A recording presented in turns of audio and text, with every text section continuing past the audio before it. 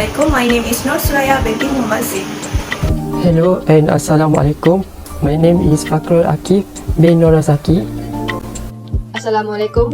My name is Nuraina Alia, Binti Soid.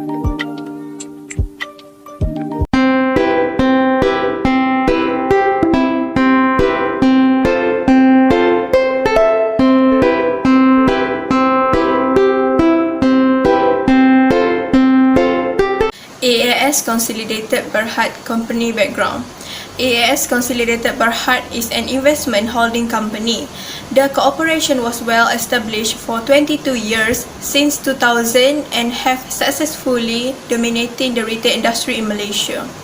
Our cooperation with approximately 3,200 manpowers and the operation cover every state in the country such as Selangor, Perak, Kelantan and etc. AAS Consolidated Berhad is headquartered in Kuala Lumpur, Malaysia and also operates in Singapore, China and Vietnam. AAS is diversified conglomerate with 5 core businesses which are cocoa and oil palm plantations, street heavy machinery, fabrics and sells commercial trailers, offer leasing and money lending, and agriculture fertilizers. AAS consists of 5 listed companies in Bursa Malaysia which are AAS Retail Berhad, conducting the business plantation, AAS Properties Berhad, operating property and management service activity, AAS Finance Group, managing the financial services business activity, AAS Distribution Sendirian Berhad and AAS Trading Sendirian Berhad. Next, we move to vision and mission of AAS Consolidated Berhad. Firstly, visions. AAS wants to offer a distinctive retail experience to all societal strata by offering the top-selling, reasonably priced, high-quality goods and services. For missions, AAS wants to keep a high level of product quality while utilizing technology to cut costs and raise service standards. Thus, AAS wants to able to spread our wings throughout the entire world. Next is factor to consider having a segment reporting. Firstly, the information provided to the board of directors for which there is discrete financial data. The discrete financial information needs to be prepared thoroughly and carefully to ensure a smooth decision-making process. The existence of discrete financial data will only be taken into consideration if the cost of each component is shared rather than receiving a separate sum. Discrete financial information could also include gross profit data or other operating measures that are provided to chief of decision-making. Next is the nature of the business. Each component of operating segment will generate revenues and incur expenses. The chief of decision making will receive various levels of information. The higher level segment of information will be represented by components with dissimilar business activities. Meanwhile, the lower level components will be more representative of company's operating segment. And the third one is the managers in charge of each operating segment. The person in charge will review the operating segments on a regular basis as the chief of decision making will use information to make decisions when allocating resources. The manager of the operating segment must be someone who is accountable and must report to the chief of decision making regularly. There are 5 types of operating segment in AAS Berhad. Firstly is plantation. It grows oil palm in its estates, harvests and processes fresh fruit branches into crude palm oil. Property, involved in both property development and investment, concentrated in both East and West Malaysia's major cities. Next is credit financing. As one of the leading non-bank lenders, it provides financial services such as hire purchase, leasing and term loans to small and medium-sized business. The fourth one is automotive. AAS Consolidated Berhad is in charge of commercial vehicle importation and wholesale distribution and also after-sales services in Malaysia. And the last one is trading. It comprises a supply of wide range of fertilizers to the oil palm plantation industry and supplies building material products which include tiles, iron and ceramic tiles. Chief of Decision Making is a responsible individual who will check and review the results of the operating segment on a regular basis. The Chief of Decision Making in AAS Consolidated Berhad serves as our company's Managing Director and Board of Directors. He will make decisions and draw a further plan based on the results of the business segment.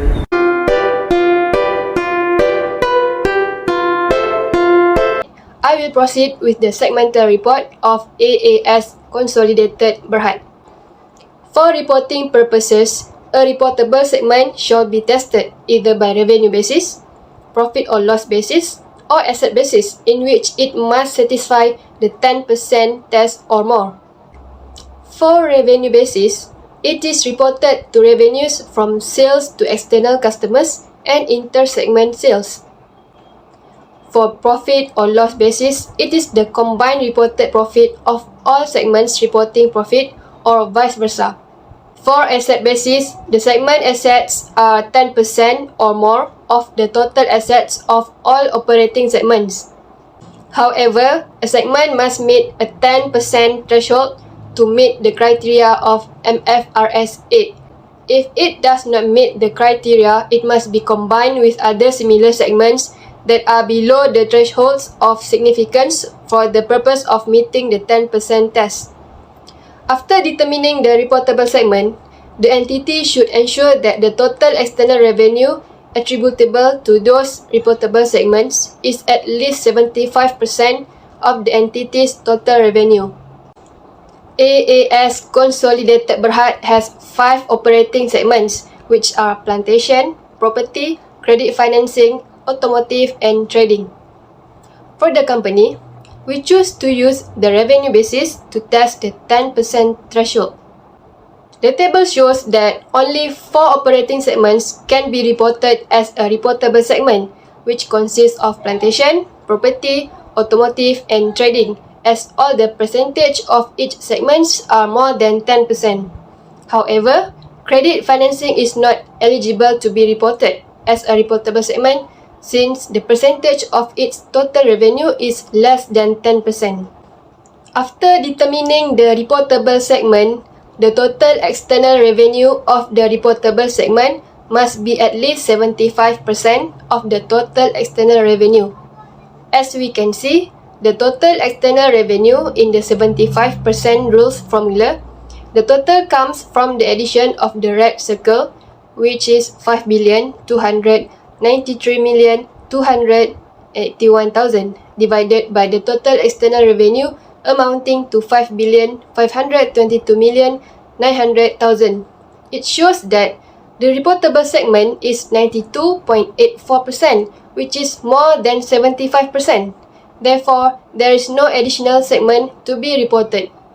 This is a new segmental report for AAS Consolidated Berhad. According to the table, since plantation, property, automotive, and trading are reportable segments, the information should be disclosed separately. Meanwhile, the information for the non-reportable segments must be combined if there are more than one.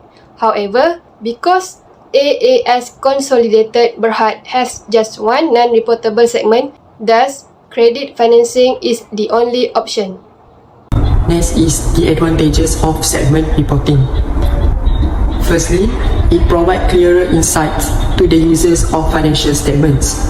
Through operating segment reporting, it assists the users of financial statements to easily recognize which segment perform better or underperform by analyzing the segregation of profitable segments. If the segment discloses a complete information without hiding something, then it would be benefit the users. in AAS Consolidated Berhad, our Chief of Decision Making have better sight in analysing of each segment and can easily take preventive action for any uncertainties arise in each segment. However, operating segment also offers some drawbacks that need to be highlighted as well. Firstly, operating segment is exposed to data manipulation. Segmental reporting is frequently manipulated in order to present a favourable impression to board of directors. As a result, the information was misleading and did not accurately reflect the organization's performance. Secondly, it does not reflect the long-term impact on organizational performance. The operating segment is overly focused on the current situation, which only concerns the short-term commitment and not the long-term commitment. As a result, the losses incurred in the short-term period reflect the negative impression on the financial statement as a whole. In a nutshell, operating segments can benefit the organization if they are reported appropriately and properly, rather than merely to satisfy certain entities. Interim report. Interim report is a financial report for a period shorter than a full financial year. Interim report can be issued semi-annually, quarterly, or bi-monthly. Mfrs 134 prescribes that the minimum content including disclosures and identify the recognition and measurement principles that should be applied in interim financial reports. There will be two types of the basis preparation of interim report. The first one is the integral method. It considers the interim report to be a component of the larger annual financial reporting cycle. As instance, a fraction of the annual period. The basis for estimating total annual revenue and expenses and allocating them to interim periods. It facilitates the preparation of a report that demonstrates their performance in relation to the strategy. The second one is discrete method. It treated as an accounting period distinct from the annual cycle which it used the separate period. Discrete method will be prepared based on the periodic basis. For your information, the accounting policies and presentation adopted in Hapseng in these interim financial statements are consistent with those adopted in audited financial statements for the year ended 31st December 2021. The first accounting policies that used in preparing interim report is Mfrs 16 lease. As a lessee, the company recognized a right of use asset and lease liability at the value commencement date. The rights of use assets is initially measured at cost, which is comprised the initial amount of the lease liability adjusted for any lease payment made at or before the commencement date. The rights of use asset is subsequently depreciated using the straight line methods from the commencement date. The lease payments that must pay by the company are included fixed payments, variable lease payments, amounts expected to be payable under a residual value guarantee, the exercise price under a purchase option, and lastly is penalties for early termination of a lease.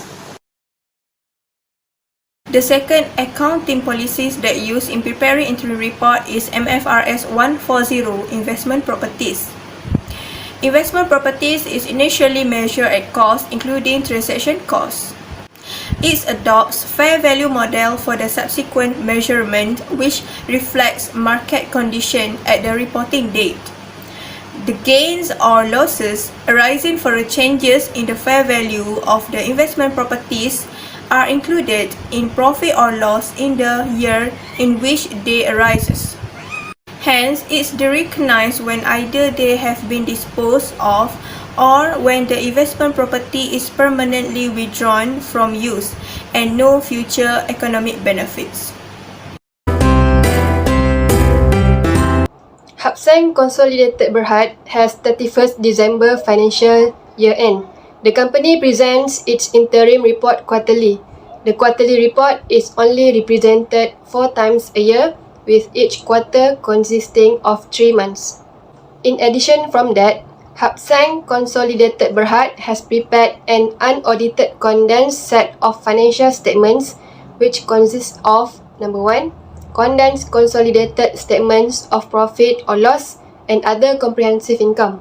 Number 2, condensed consolidated statements of financial position. Number 3, condensed consolidated statements of changes in equity. Number 4, condensed consolidated statements of cash flows. And the last one, selected explanatory notes. Content of interim report.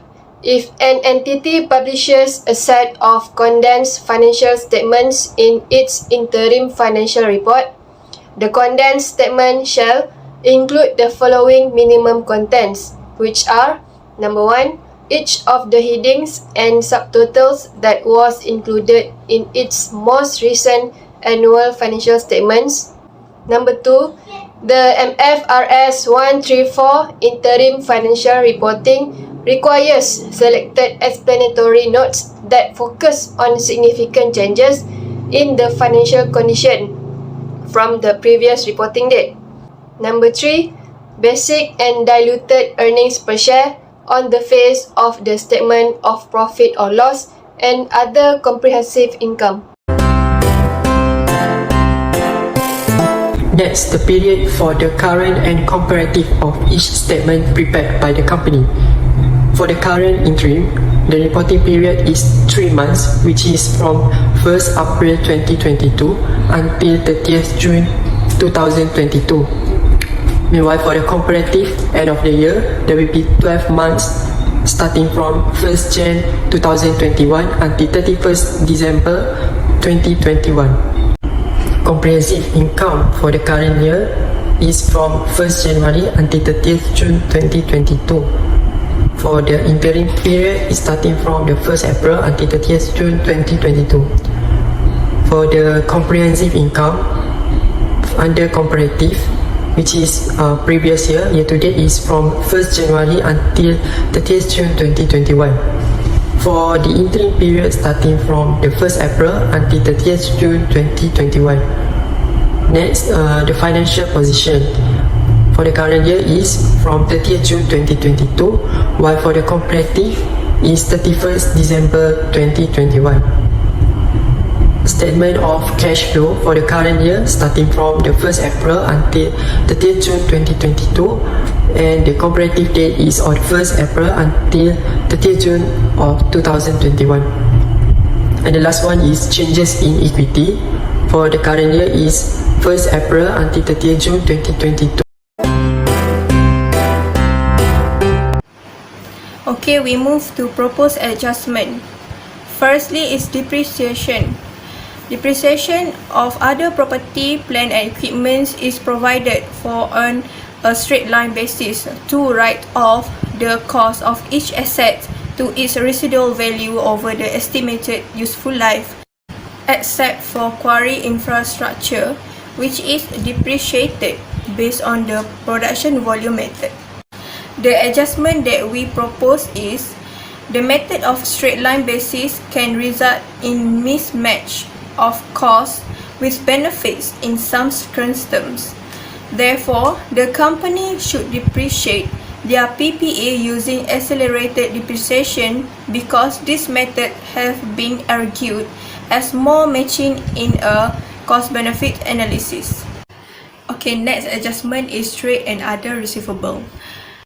As at 30 June 2022, the amount of trade and other receivable is 2,487,170,000 ringgit. However, it estimated that there will be 10% of uncollectible rate by year end. It means that only 19% of gross amounts are collectible. Therefore, the amount of trade and other receivable is 2,238,405,300 ringgit. Below is the extract of statements of financial position for trade and other receivable before and after adjustments.